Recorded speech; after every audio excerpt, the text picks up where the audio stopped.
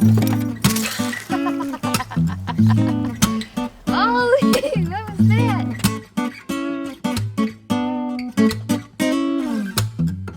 I hope I fit in this old sweater, 'cause I can't afford one that fits better. Hello everyone. So today's video is going to be a little bit different. I have been trying to think for the last week of what I should have my last video about. Should it be about it like an image review of my year, or just another, I guess, regular sunrise or sunset vlog?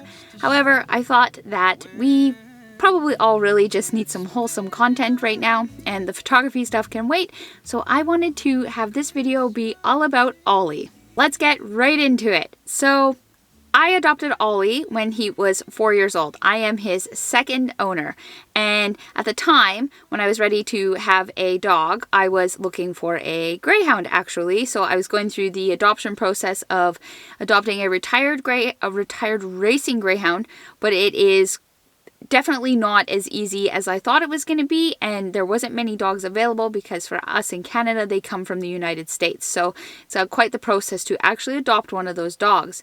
So I didn't really give up on the greyhound, but I thought, you know what, there is Whippets as well, so why don't I look into that breed? So I emailed the Whippet Club of Canada, and I was just inquiring about if they had any leads on adopting or rehoming a dog or puppies or whatever, and they said that you'll probably have a very hard time rehoming a Whippet because they are such good dogs that people don't really give them up, which is true. They are very, very good dogs. In 2017, it was just before I was going to Iceland, and I put an ad out on like a local buy and sell site.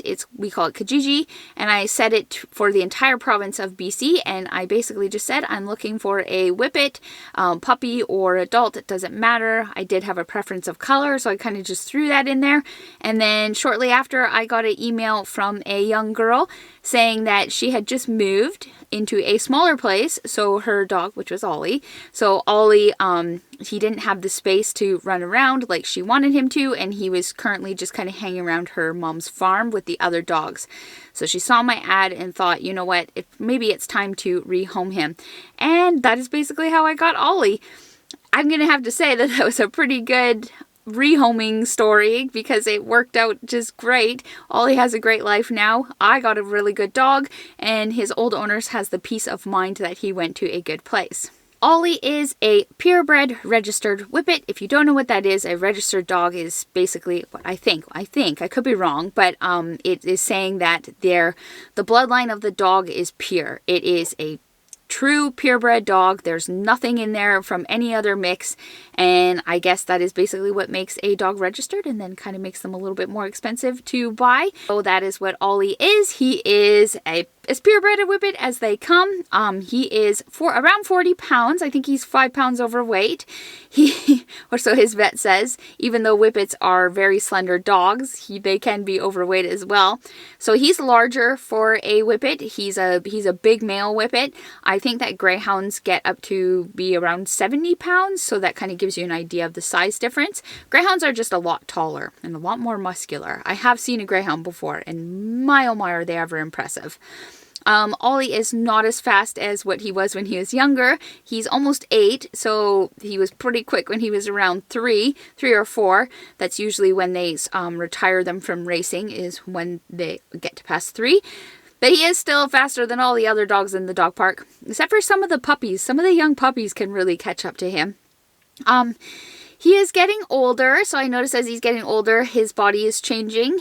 Definitely his diet is changing. He's got some funny poop problems going on right now, and he's incredibly gassy all the time. So I've had him to the vet, and we're just in the process of switching his food, and he's on some probiotics, so we're getting that all sorted out. But it's definitely interesting sleeping beside him because my oh my, is he ever gassy. As you guys know, Ollie has sadly been the victim of 2 maulings, and I believe this is because Whippets just naturally look like timid dogs. More often than not, Ollie has his ears pinned to the side of his head. This is actually for the aerodynamics of his breed. It's really interesting if you guys want to look it up. I highly suggest looking up Whippets and running. So he kind of just always looks like a little bit of a scaredy cat, even though he's not. Like, he's usually calm, but other dogs just, I think, immediately pick up on it that he is afraid. So he's been mauled twice, both by a larger male dogs. So there's something going on with there, because he never has any problem with other dogs, other sizes or females. Maybe they're just jealous of Ollie because he's so handsome, and those other dogs were not handsome. Sadly, he has been mauled twice. Once was June of 2019, and the other time was exactly 1 year later, June 2020. Both times he had to have surgery. It was honestly both times were incredibly traumatic for me, because I can't see animals in pain. It's horrible. It makes me feel sick. The first time he was mauled, I fainted twice, and the second time I was with my sister-in-law and her 2 kids, and just the whole experience was not a fun time. I was actually bit too this second time, because I tried to get in between the dogs and get the dog away from Ollie, which was actually very effective. If I wasn't there, Ollie probably would not be alive, because that dog just would have torn into him. Luckily, though, it didn't do too much damage, but again, he has had surgery twice. That area on his body is a little bit sore. He doesn't really like it to be touched. And then he's now just much more shy on the trails when we approach other dogs. It's kind of sad, because he'll stop and he no longer wants to go any farther if he sees bigger dogs in the distance. I am hoping that just with over time that might get better, but other than that, it doesn't seem to have affected him that much. So Ollie's favorite activities are sleeping, sleeping, sleeping, sleeping, and sleeping. If he's not sleeping, he likes to come out hiking. It depends on which season it is. And then his other favorite activity to do with a human is play fetch. You can throw a ball, you can throw sticks, he'll go in the water to get them. He loves running, and he loves fetching things and bringing them back. It's the cutest thing. I love seeing him when he gets to chase after a stick or chase after a ball. It's very, very heartwarming. Also likes to play tug of war, and I hear with tug of war with dogs, it's a game that you want to play if you have like really good trust with your dog, and I do with Ollie, so I do like to play tug of war with him. It's really cute seeing him get a little bit not aggressive. It's definitely not aggressive, but just showing that he's tough and he can pull back. I really like seeing that with him. He likes to play a lot of tricks at nighttime. We sometimes spend maybe a good half an hour. I get really low calorie treats, and then I do like little things with him, obviously like sitting and spinning around, and I try to get him in like an obstacle course sometimes just to keep his mind stimulated. He's really responsive to his tricks, because he really loves treats. So he'll pretty much do anything for treats. And his favorite treats are dried sardines, dehydrated liver, and he likes fruit. So any fruit that you can give to a dog, I pretty much give to Ollie. Currently, we are eating a lot of apples, and blueberries also make good treats for dogs. He is very sensitive to temperatures, so in the wintertime he wears clothing. As you all see, he has his famous red jacket. His old owners trained him when he was a puppy to wear boots, snowsuits, jackets. He has to, otherwise it just is way too cold out there for him. In the wintertime, he's not going to come out with me for sunrise. He will stay and sleep. But if it's like the fall time, springtime, sunsets, of course he can come out, and obviously for hikes.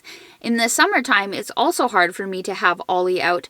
Actually, it's easier in the summertime for me to have Ollie out when I'm shooting sunrises and sunsets, but it's not as easy to have him out on the hiking trails because it's just too hot. And again, he is very temperature sensitive, that if the sun hits him too hard, he will just suffer and it won't be good. If I do have him out, as long as I keep him in a trail that is really shaded or it's at a certain time of the day, then Ollie loves hiking. Most importantly with Ollie, I am super happy that I get to care for him, feed him, give him love and attention, but I think that I needed him a lot more than he needs me, and just emotionally, I need Ollie. I cannot describe. I now truly get it. Like people who have like severe anxiety problems or just severe mental health problems when they have a service dog that is for their mental health problems, I actually now get it. I noticed that I'm really attached to Ollie, and he is a pretty big, important part to my emotional well-being. I love to snuggle him in the morning time, and that's when he lets me snuggle him. He's not very snuggly at night, but he definitely likes his cuddles in the morning. Every single morning I just spend time with him, give him a lot of kisses on the head, and pat him or pet him, scratch him where he likes to be scratched, and we just have a bonding time in the morning. He's so cute and cuddly. He will come up and wrap his little body in your arms because he loves it. He loves the attention. Nighttime, he likes to kind of be alone. He'll give you a little bit of a grunt or a growl if you smother him when he's sleeping at night. He's really, really pointy. He has a really pointy body, so he's challenging to sleep with. He takes up the whole bed, of course. His toes and his legs, they need to stretch and sprawl. Whippets are very tall dogs. But I love sleeping with Ollie, and if he's not sprawled out, he's curled up in a nice cute little ball tucked into my legs. In general, Ollie is such a well-behaved dog. He is such a light in my life, and I am so happy that you guys take to him as warmly as I do. I will definitely try to include him with everything that I can do photography, but I just, obviously, as he ages, it gets a little bit more challenging to have him out. He's so sweet. His temperament he's so loyal, and I could go on. Honestly, I could go on and on. This will probably be a very long video all about Ollie. However, I just wanted you guys to get to know him a little bit better and understand some more things about him. His name is Oliver. That is his full name. I don't call him Oliver though. I call him Ollie, or I call him Honey. He responds to both. I've been calling him Honey since I've had him. It's really, really cute when he comes to Honey though. However, his full name is Oliver. He'll be 8 in May, and then I am still hoping that I have many, many years left with him. I think Whippets live anywhere from 12 to 15, so I'm going to really definitely try to push it to him, having him till he's 15 years old, and I absolutely will get another Whippet. I'll probably get one before Ollie passes on, just so Ollie can help me train a new one, but it's definitely a breed that I know I will continue to have throughout my life. Anyways, I hope that you guys enjoyed that and just knowing a little bit more about him, or just seeing all these cute little clips of him. I do have a survey that I need your help with. So I am business planning for 2021 and 2022. I'm no tricks with this. I honestly just need your guys' help. I'm not trying to sell you anything. I'm trying to plan tours, and I'm actually doing this with another company, and we need to collect data from you guys to see what you're interested in.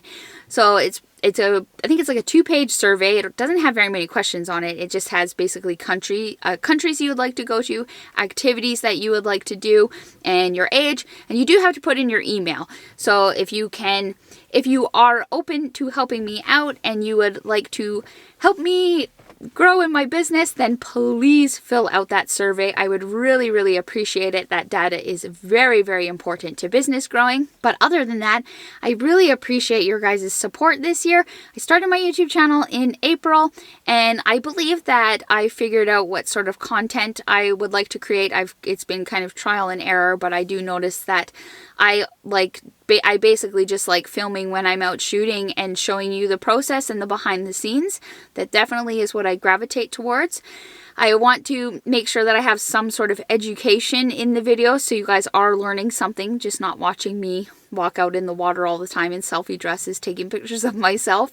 I'm really enjoying this process. I've had it so good so far that everyone's been really, really kind to me.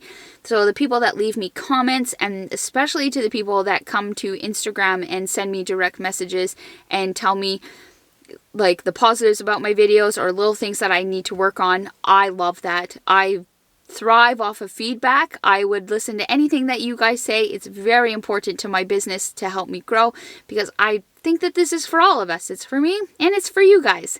Anyways, I'm going to stop rambling now because I probably keep on going and my battery is going to die soon. But this will be my last video for 2020. I'm going to show you some images now that I've taken over this entire year that are my favorites. And I will see you guys in the new year. Thank you for everything. Thank you so much. I love you all. Bye. The time of year that you feel, but you know that you don't want it to end.